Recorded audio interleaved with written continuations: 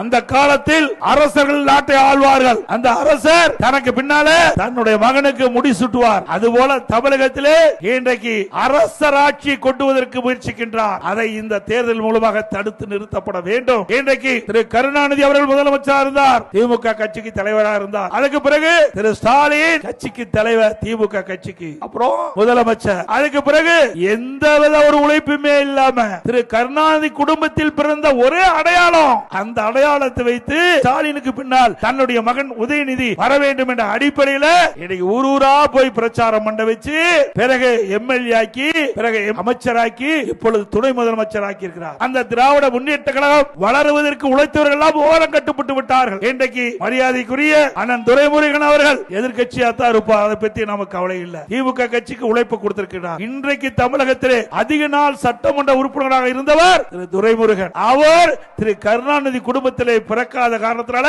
அவருக்கு துணை முதலமைச்சர் கிடைக்கல.